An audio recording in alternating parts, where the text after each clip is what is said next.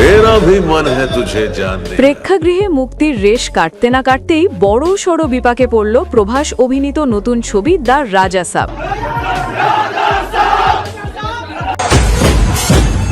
একদিকে বক্স অফিসে সাফল্যের খবর, অন্যদিকে পাইরেসির ভয়ঙ্কর থাবা। শুক্রবার সংক্রান্তির আগেই মুক্তি পায় প্রভাসের হরর কমেডি ছবি দ্য রাজা সাব। মুক্তির মাত্র একদিনের মধ্যেই চাঞ্চল্যকর খবর, ছবিটি অনলাইনে অবৈধভাবে ছড়িয়ে পড়ে। এই খবর সামনে আসতেই নড়ে চড়ে বসে হায়দ্রাবাদের সাইবার ক্রাইম পুলিশ। শুরু হয় পাইরেসির উৎস খোঁজার অভিযান।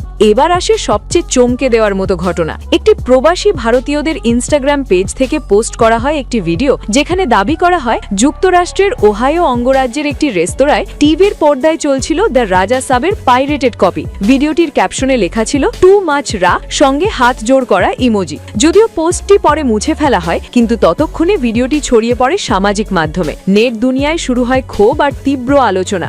এত বিতর্কের মাঝেও কিন্তু ছবিটি বিদেশের বাজারে ভালোই ব্যবসা করছে। ছবিটির মার্কিন পরিবেশক প্রতিষ্ঠান প্রত্যঙ্গিরা সিনেমাস জানিয়েছে, মাত্র 2 দিনে যুক্তরাষ্ট্রে ছবিটির আয় $20 লাখ বেশি। সব মিলিয়ে বিশ্বজুড়ে দ্য রাজা সাবের মোট আয় দাঁড়িয়েছে প্রায় 138 কোটি 30 লাখ টাকা।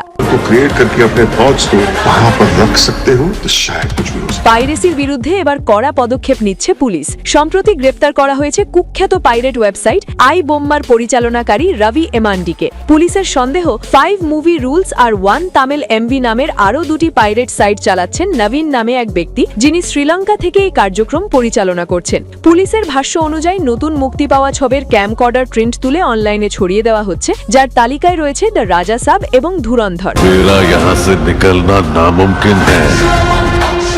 দ্য রাজা সাব ছবিটি পরিচালনা করেছেন মারুতি। প্রযোজনায় রয়েছে পিপল মিডিয়া ফ্যাক্টরি ও আইভি এন্টারটেইনমেন্ট। ছবিতে প্রভাসের সঙ্গে অভিনয় করেছেন সঞ্জয় দত্ত, নিধি আগরওয়াল, মালবিকা মোহনান, ঋদ্ধি কুমার এবং জারিনা বাহাব। গল্পে দেখা যায় এক ব্যক্তি তার নিখোঁজ দাদার খোঁজে নামতে গিয়ে পরিবারের অতীতের ভয়ঙ্কর সব রহস্যের মুখোমুখি হয়। তবে মুক্তির পর ছবিটি সমালোচকদের কাছ থেকে পেয়েছে মিশ্র প্রতিক্রিয়া। সব মিলিয়ে একদিকে ব্যবসায়িক সাফল্যের ইঙ্গিত, অন্যদিকে পাইরেসির বড় ধাক্কা। দুই দিক সামলাতেই এখন ব্যস্ত দ্য রাজা সাব টিম। নির্মাতাদের আশা দ্রুত এই অবৈধ ছড়িয়ে পড়া বন্ধ হবে এবং দর্শক ছবিটি হলে গিয়েই দেখবেন। क्या कर लेगा मैं?